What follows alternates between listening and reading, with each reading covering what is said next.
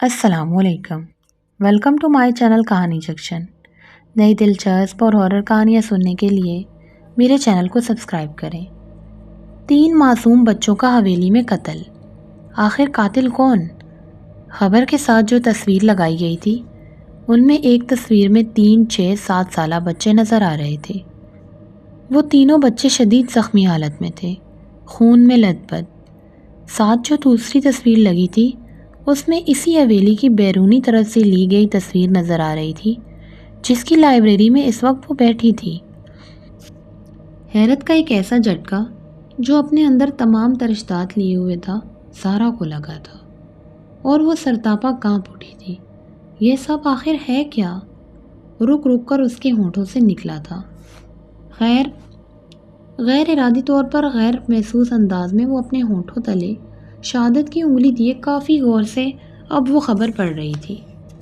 جیسے جیسے زارا وہ خبر پڑھتی جا رہی تھی اس کی بڑی بڑی آنکھیں خوف و حیرت سے پھیلتی جا رہی تھی۔ شہادت کی انگلی اب بھی اس کے ہونٹوں تلے تھی جو اب اس کے ہونٹوں کو ایک دوسرے میں پیوست کرنے کی کوشش کر رہی تھی۔ چہرے پر عجیب پریشانی، غم، حیرت اور خوف کے سائے ایک ساتھ چکر کاٹ رہے تھے اور وہ یوں ہی کافی دیر تک اخبار ہاتھ میں پکڑے ان دونوں تصاویر کو بغور دیکھ رہی تھی۔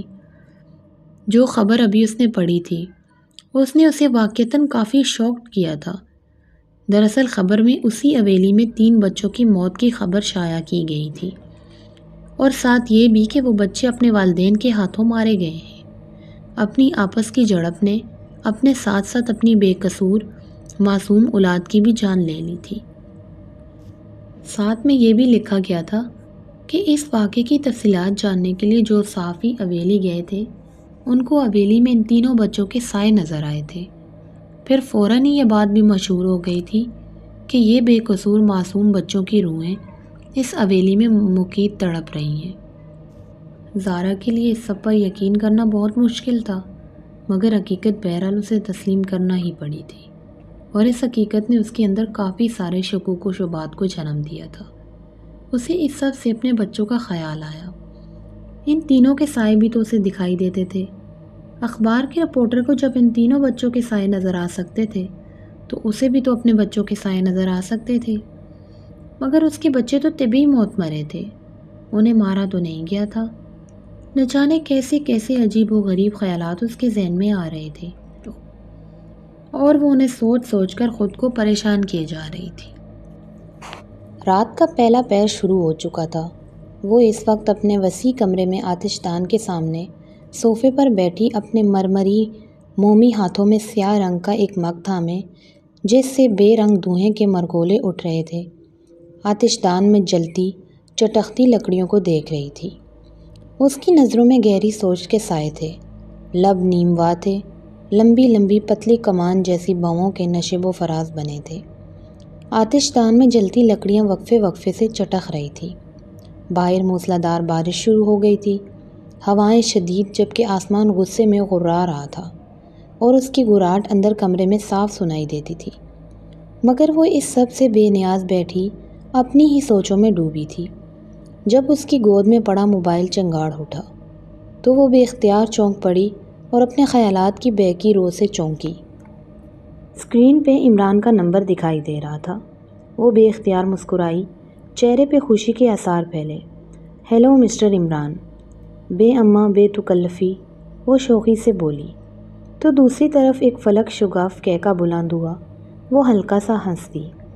آج ہی یہاں آیا ہوں اور تم مجھ سے کیفیت دریافت کر رہی ہو، کمال ہے، اس نے شوخی سے طنز کیا تھا۔ ہاں جانتی ہوں کہ تم آج ہی نکلے تھے، مگر مسٹر عمران پورا دن گزر چکا ہے اور ایسے میں کچھ بھی ہو سکتا ہے، کچھ ہونے میں چند لمحے بھی لگ سکتے ہیں۔ اس نے فلسفیانہ انداز اپناتے ہوئے مدبر بننے کی کوشش کی۔ دوسری طرف سے ایک بار پھر کہکا سنائی دیا تھا۔ زارا کیسی عجیب باتیں لے کر بیٹھ گئی ہو، یہ بتاؤ دن کیسے گزرا؟ ہلکے پھلکے انداز میں وہ اب پوچھ رہا تھا۔ اچھا گزرا، تم سناؤ، کافی مصروف ہو گئے ہوگے۔ ہاتھ میں پکڑے کافی کے مگ کا خیال جب اسے آیا جسے وہ بھول ہی چکی تھی تو چونک کر اب وہ کافی کے گھونٹ لینے لگی تھی۔ کافی گو کہ کافی گرم تھی مگر سردی کی شدت کی وجہ سے اس کی گرمائش کی بے ثباتی صاف ظاہر ہو رہی تھی۔ ہاں، مصروف تو سارا دن میں بہت رہا، مگر کر بھی کیا سکتے ہیں، گہری سانس کھینچ کر وہ بولا۔ زارا کے ذہن میں آج اخبار میں دیکھی جانے والی خبر آئی تو اس نے سوچا کہ عمران سے پوچھ لینی چاہیے، مگر اگلے ہی لمحے اس نے ارادہ ترک کر دیا کہ خواہ مخواہ میں کہیں عمران فکر مند نہ ہو جائے، کیونکہ وہ زارا کو ہر طرح کی فکر سے آزاد اور خوش دیکھنا چاہتا تھا، اور وہ یہ نہیں چاہتا تھا کہ زارا کسی بھی وجہ سے پریشان رہے۔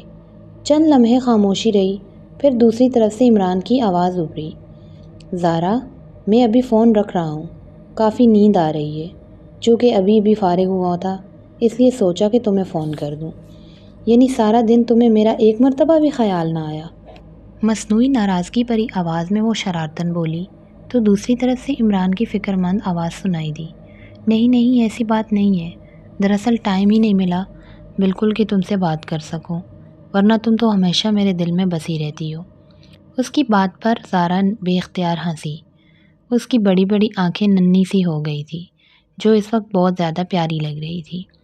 مذاق کر رہی تھی عمران، تم تو پریشان ہی ہو گئے، کہہ کر وہ ایک بار پھر سے ہنس دی۔ اس کا اس طرح ہنسنا عمران کے وجود میں خوشی بھر رہا تھا۔ وہ مسکرایا تھا، ہمیشہ اسی طرح ہنستی رہا کرو زارا، عمران عجیب کھوئے اور سیر زدہ سے رومان انگیز لہجے میں بولا، تو زارا نے مسکراتے ہوئے سر ہلا دیا، یوں جیسے عمران اس کے سامنے ہی بیٹھا ہو۔ Okay, bye bye, good night. اچانک ہی لہجہ بدلا تھا اور اس میں عجلت در آئی تھی۔ یہ رومانٹک باتوں کا وقت نہیں تھا بلکہ آرام کا وقت تھا۔ زارا نے ہنوز مسکراتے ہوئے گڈ نائٹ کہا اور پھر دوسری طرف سے رابطہ منقطع ہو گیا تھا۔ زارا نے موبائل کو واپس اپنی گود میں رکھا اور کافی کا ایک گھونٹ بھرا جو اب کچھ ٹھنڈی ہو چکی تھی۔ چند ہی گھونٹ میں کافی ختم کر کے اس نے مگ سامنے پڑی میز پر رکھا اور پھر سے سامنے آتش دان میں جلتی لکڑیاں دیکھتی رہی۔ خیالات کا بھنور ایک بار پھر اسے اپنی لپیٹ میں لینے آ لپکا تھا۔ صبح کافی ابر آلود تھی، یوں گمان ہوتا تھا کہ جیسے ابھی شام ہو، مگر ماحول میں بہرحال اتنا فرق ضرور ہوتا ہے کہ شام اور صبح میں فرق آسانی سے محسوس کیا جا سکتا ہے۔ آسمان پہ بادلوں کی فوجیں تنی کھڑی تھی، ان کے کڑے تیور زبردست قسم کے طوفان کی صدا لگا رہے تھے۔ ہوائیں استی کھیلتی ہر طرف چکر کاٹتی پھر رہی تھی۔ سورج بادلوں کی اوٹ میں چھپا بادلوں کے ہٹنے کا انتظار کر رہا تھا کہ کئی دنوں سے زمین کے اس خطے نے دھوپ نہ دیکھی تھی۔ وہ معمول کے مطابق صبح اٹھ کر فریش ہوئی اور باہر حویلی کے پچھلے حصے میں نکل آئی۔ اس کے ساتھ حویلی کی ایک بوڑھی لاغر خادمہ بھی تھی۔ وہ خادمہ کافی سنجیدہ خاتون تھی، خاندانی ملازمہ ہونے کا اسے غرور تھا۔ زارا کے ساتھ اس کی زیادہ ملاقات نہ ہوتی تھی کہ زارا سارا دن لائبریری میں گزارتی تھی۔ نہ جانے وہ کیا پڑھتی تھی لائبریری میں۔ زارا بوڑھی خادمہ کے ساتھ حویلی کے پچھلے حصے میں پہلی مرتبہ آئی تھی۔ حویلی کی حدود سے نکل کر وہ دونوں اب ایک جنگل نما علاقے میں آ گئی تھی۔ ہر طرف اونچے درخت کھڑے تھے، زمین پر خشک پتے بکھرے پڑے تھے جن پر وہ دونوں قدم رکھتی آگے بڑھ رہی تھی۔ زارا آگے جبکہ خادمہ اس کے پیچھے چل رہی تھی۔ زارا خوشی کے عالم میں چہرے پہ ہلکی سی پیاری سی مسکراہٹ سجائے سر اٹھائے درختوں کو دیکھ رہی تھی۔ اونچے خزاں رسیدہ درخت اپنی ڈھیر ساری چاروں طرف پھیلی خشک چکر کاٹتی جھولتی ہوئی شاخوں کے ساتھ کھڑے ان دونوں کو دیکھ رہے تھے۔ معذرت چاہتی ہوں محترمہ، آپ کا کہاں جانے کا ارادہ ہے؟ آگے بھی اسی قسم کے درخت اور ویرانہ ہے۔ بوڑھی خادمہ نے اپنے باریک خشک ہونٹ ہلائے۔ اس کی آواز کافی باری تھی، گمان ہوتا تھا کہ کوئی مرد بول رہا ہے۔ زارا نے گردن موڑی۔ میں کہہ رہی ہوں کہ وہ ایک بار پھر اپنی بات دہرانے ہی لگی تھی کہ زارا نے اس کی بات کاٹی۔ سوسن، میں دیکھنا چاہتی ہوں کہ آگے ان درختوں اور ویرانوں کے علاوہ اور ہے کیا؟ بات کے اختتام پر وہ پھر بھرپور انداز میں مسکرائی تھی۔ سوسن کے چہرے پہ حیرانی آئی۔ محترمہ، اگر آپ میری مانیں تو آگے مت جائیں۔ آگے کچھ بھی ایسا نہیں ہے جو آپ کو متاثر کر سکے۔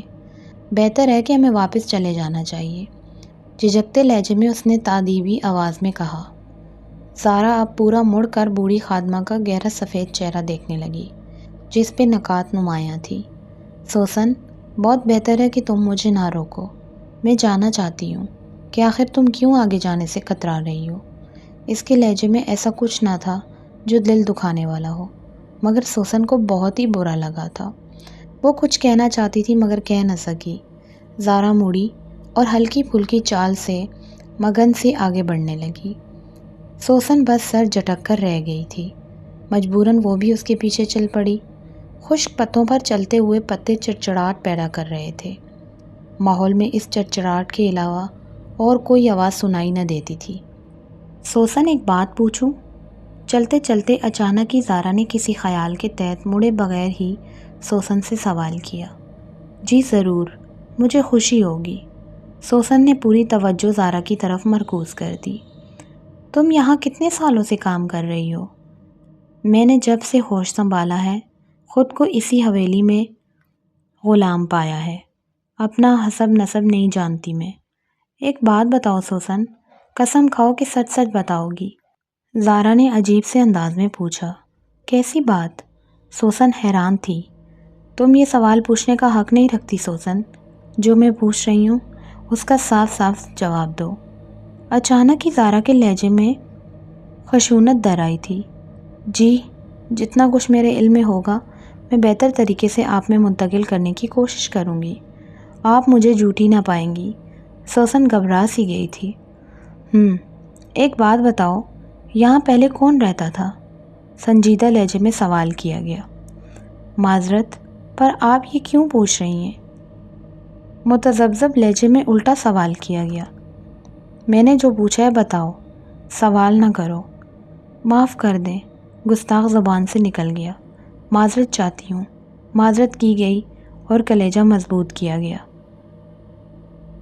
ہاں تو اب مجھے بتاؤ، میں اس حویلی کا ماضی جاننا چاہتی ہوں۔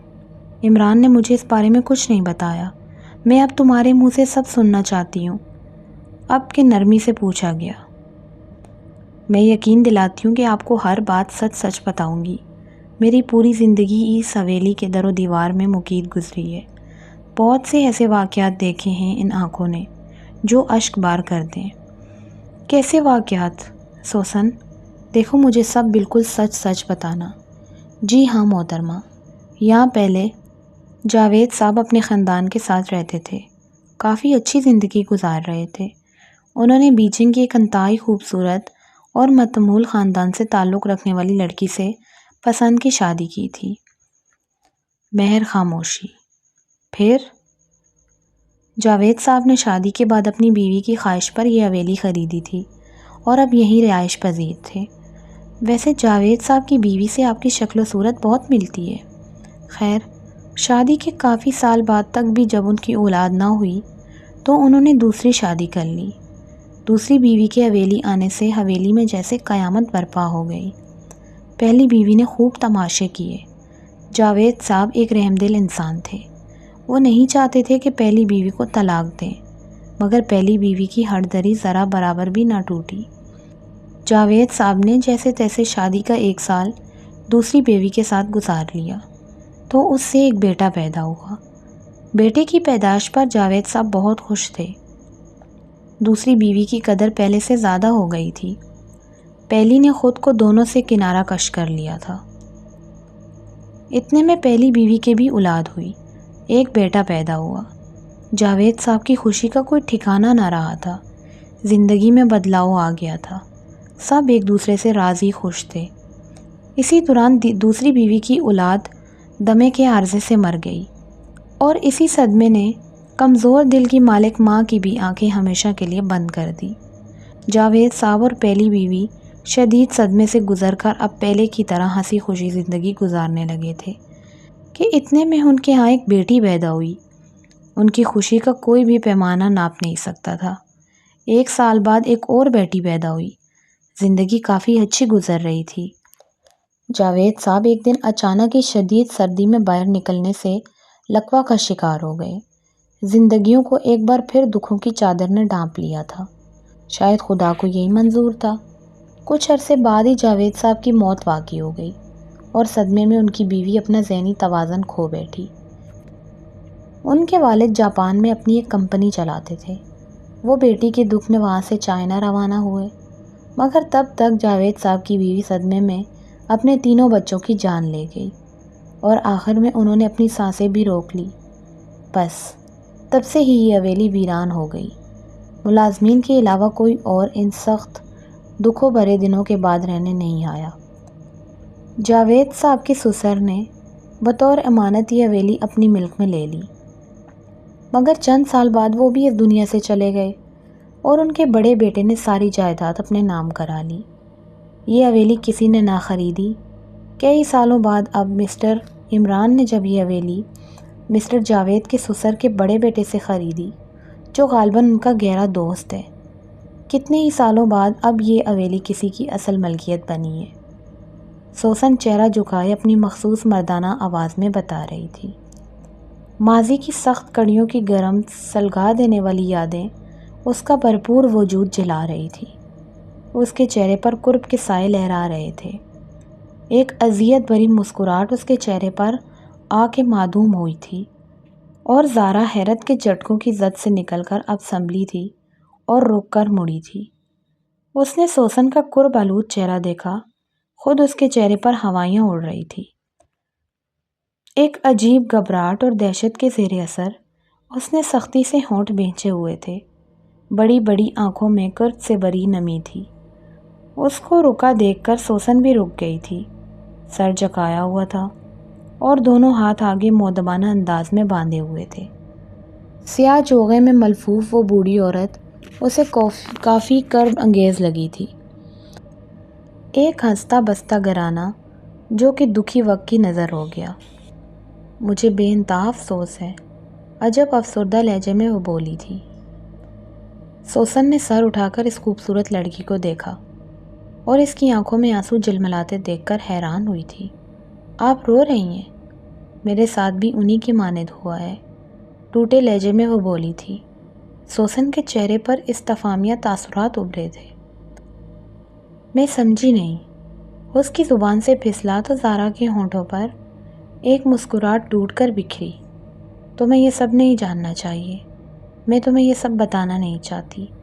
لہجے میں کافی نرمی تھی۔ سوسن تجسس کے ہاتھوں مجبور ہو کر کریدے بنا نہ رہ سکی۔ پھر بھی آپ کو پتہ ہے کہ دکھ بانٹنے سے کم ہوتے ہیں۔ آپ ہاں، یہ صرف باتیں ہیں سوسن، ایسا کچھ نہیں ہوتا۔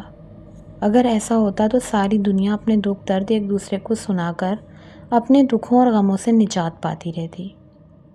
ہاں، وہ تنفر سے تنزیہ الکا سا ہنسی۔ آنسو اب بھی اس کی بڑی بڑی آنکھوں میں مچل رہے تھے۔ وہ یوں ہی سر اوپر نیچے ہلاتے ہوئے آگے بڑھ گئی تھی۔ سوسن چند لمحے وہیں کھڑی رہی، پھر یکدم جیسے اسے ہوش آیا اور وہ آگے بڑھ گئی۔ لیکن دکھ درد سننے والے کم ہوتے ہیں۔ کافی دیر بعد سوسن کی دھیمی مگر سروسی آواز سنائی دی تھی۔ زارا نے اس کی اس بات پر کوئی تبصرہ نہیں کیا۔ شاید وہ ٹھیک ہی کہہ رہی تھی۔ اس کانٹوں بھری خود غرض اور بے ثبات دنیا میں ایک دوسرے کے دکھ درد سننے والے بہت کم ہوتے ہیں اور دینے والے زیادہ۔ آسمان پر بادلوں کی فوجیں دور دراز سے امڈی تھیں اور آسمان کو تاریک کر رہی تھی۔ ہوائیں کافی سرد اور خشک تھی۔ ممکن تھا کہ ابھی کچھ دیر میں بارش شروع ہو جائے۔ میرا خیال ہے کہ اس سے پہلے کہ بارش شروع ہو ہمیں واپس چلے جانا چاہیے، بعد میں ہم بارش میں پھنس بھی سکتے ہیں۔ سوسن نے دبے سے لہجے میں خدشہ ظاہر کیا۔ زارا نے جواب کافی دیر بعد دیا تھا۔ تم چاہو تو واپس جا سکتی ہو، میں ابھی واپس نہیں جا سکتی، مجھے آگے جانا ہے۔ مگر اگر بارش شروع ہو گئی تو آپ پھنس جائیں گی، راستے کچے ہیں، کیچڑ بن جائے گی اور آپ کے لیے چلنا مشکل ہو جائے گا۔ میری مانے تو واپس چلیں۔ مسٹر عمران کی ڈانٹ کا میں سامنا نہیں کر پاؤں گی۔ سوسن کے لہجے میں عجب خوف تھا۔ زارا کے قدم تھامے۔